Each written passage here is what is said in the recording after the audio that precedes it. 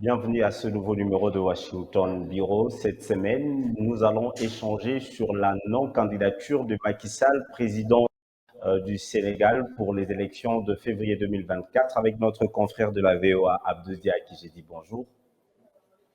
Bonjour Gabriel.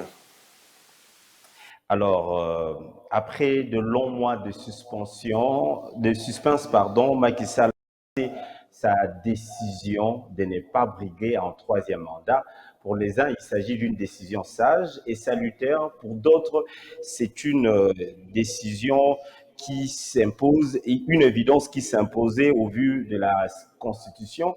Dans un discours très attendu, le président sénégalais élu en 2012 et réélu en 2019 a expliqué que même si la révision de la loi fondamentale, la Constitution de 2016, lui permettait de briguer un nouveau mandat, il a tenu à respecter sa promesse. Quoi qu'il en soit, son annonce a eu le mérite de décrisper une situation politique tendue. Toutefois, des questions demeurent sur la candidature du chef du parti, PASTEF, Ousmane Sonko, condamné dans 2 ans d'affaires judiciaires, ainsi que sur le porte-étendard de la majorité présidentielle. Alors, la première question est de savoir comment analyser la non-candidature de Macky Sall à la présidentielle de 2024.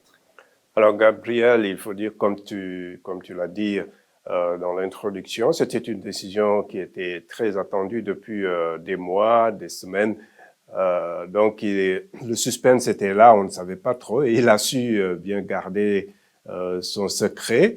Et donc ça a été une grosse surprise pour beaucoup de Sénégalais qui pensaient qu'il allait annoncer sa candidature. On a vu aussi que beaucoup de ses partisans étaient très déçus. On a vu des images un peu sur les réseaux sociaux, ses partisans qui lui demandaient de se présenter. Mais pour la majorité des Sénégalais, je pense que c'était un grand soulagement. Au moins, ça a contribué à faire baisser la tension qui était là depuis des mois. Ajouter un peu à cela, disons, les démêlés judiciaires du principal opposant, Ousmane Sonko. Donc, on avait une situation de tension permanente ces derniers mois au Sénégal.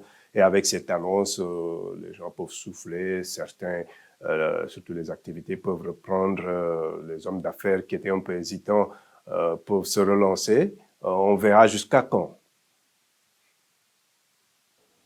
Est-ce que sa décision permettra-t-elle d'aller vers des élections crédibles, apaisées et transparentes?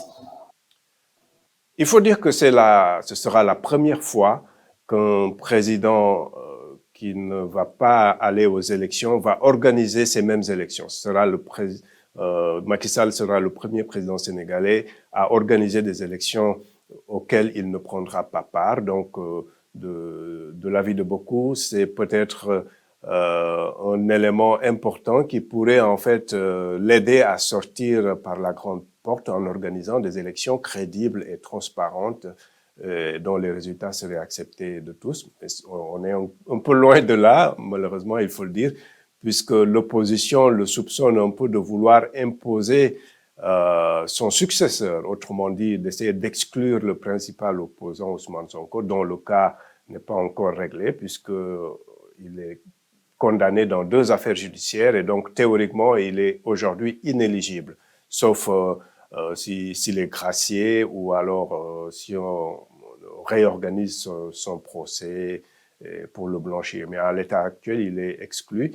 Donc ses partisans veulent rester mobilisés pour qu'il puisse prendre part aux élections. Alors, que pensent les invités du Washington Forum avec cet acte de Macky Sall? Le président sénégalais sauve le régime ou il prépare une nouvelle crise? Non, je pense que la plupart des analystes, y compris ceux que j'ai eus dans Washington Forum, sont d'accord pour dire que c'est une situation qui a quand même contribué à l'apaisement, au moins pour l'instant, jusqu'à ce qu'on sache un peu ce qui va se passer avec Ousmane Sonko, le principal opposant. Donc, c'est une situation qui vraiment a décrispé la tension. Maintenant, le débat va au-delà de cette annonce. Je pense que pour la plupart des analystes, donc, la question du troisième mandat, au moins, cette question, elle est réglée définitivement et que si effectivement Macky Sall ne se présente pas, cela veut dire que désormais, aucun président au Sénégal ne peut penser à un troisième mandat. Cette question, au moins, elle est réglée. Les invités de Washington Forum sont catégoriques là-dessus. L'autre lecture qu'il faudrait en faire, c'est que aujourd'hui, au moins, on sait que jusque-là, le président tenait en haleine tout le monde et que pour aller de l'avant, il faudrait peut-être voir les pouvoirs du président. On est dans un régime hyper présidentiel, comme ils le disent, pour reprendre le terme d'un de mes invités, et que l'une des réformes peut-être à entamer, c'est la réforme de la présidence et que le président ne soit pas aussi puissant, donc qu'on sache dès le début que voilà on n'a pas à attendre un président pour annoncer s'il allait se présenter ou pas. Alors, du côté de l'opposition, l'incertitude concerne surtout les leaders du PASTEF, Ousmane Sonko, condamné, comme j'ai dit tout à l'heure, à 2 ans de prison ferme, mais toujours bloqué chez lui. L'opposition réclame sa libération et celle des politiques. Est-ce que le président sénégalais Macky Sall va céder pour aboutir à un bon processus électoral? Alors, il y a des appels en faveur, disons, d'une grâce pour Ousmane Sonko pour qu'il puisse se présenter à l'image du fils de l'ancien président Abdoulaye Wade, qui certainement devrait pouvoir se présenter, de même que l'ancien maire de Dakar, Khalifa Sall, qui lui aussi a été condamné, mais qui pourrait certainement prendre part aux prochaines élections. Donc, ces acteurs sociaux, dans le cadre, disons, de la décrispation et de l'apaisement, appellent le président à en faire de même, donc, pour Ousmane Sonko, pour qu'il puisse se présenter. Maintenant, il y a d'autres qui pensent que l'objectif principal du pouvoir, c'est de tout faire pour que Sonko ne se présente pas. Il y a un de mes invités qui a utilisé le terme du tout, de la stratégie du tout sauf Sonko. Maintenant, on ne sait pas ce qui va se passer. Est-ce que l'opposition pourra continuer à mobiliser ses troupes après l'annonce de Macky Sall de ne pas se présenter? Je pense que c'est un peu la grande inconnue parce que le facteur mobilisateur essentiel était le troisième mandat, la troisième candidature. Si cette question est réglée, est-ce que l'opposition pourra continuer à mobiliser la rue pour imposer, disons, le rapport de force au pouvoir? C'est une question à laquelle on n'a pas de réponse encore. Est-ce qu'on peut dire qu'après l'annonce de la non-candidature du président Macky Sall à l'élection présidentielle, le Sénégal a renoué avec les notions de la démocratie? Oui, je pense que ça a quand même aidé un peu, parce que l'image de cette démocratie sénégalaise était un peu mise à mal avec tout ce débat sur la candidature ou non de Macky Sall, mais également ces dernières violences meurtrières qu'on a connues au début du mois de juin, également en 2021. Donc, je pense que cette annonce peut quand même relancer un peu le Sénégal et son image, mais on n'est pas encore sorti de l'auberge, si je puis dire. On a encore 6 à 7 mois avant les élections. L'essentiel, c'est de s'assurer que le processus soit paisible et transparent, et comme le disent certains, qu'il soit inclusif. Et quand on parle d'inclusivité, cela veut dire permettre à tous ceux qui ont envie de compétir qu'ils puissent le faire, donc y compris Ousmane Sonko.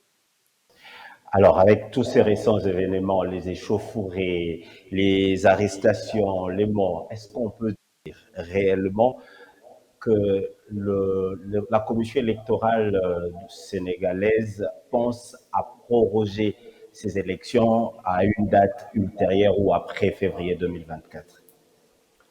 Il faut dire, Gabriel, qu'au Sénégal, c'est le ministère de l'Intérieur qui organise les élections. On n'a pas une commission électorale. Oui, le ministère de l'Intérieur. Voilà. Donc, cela dit, le président Macky Sall, lors de la clôture du dialogue national qu'il avait lancé le mois dernier, a clairement dit qu'il n'y aurait pas de report du scrutin.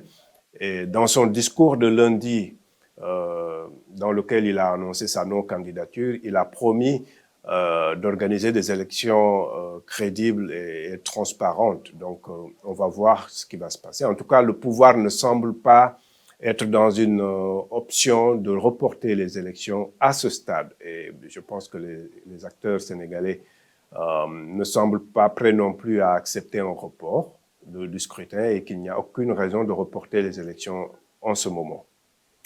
Merci beaucoup à vous, Abdou Diar, pour toutes ces précisions. C'est moi. À la semaine prochaine. On se voit la semaine prochaine pour un autre numéro de Washington Bureau.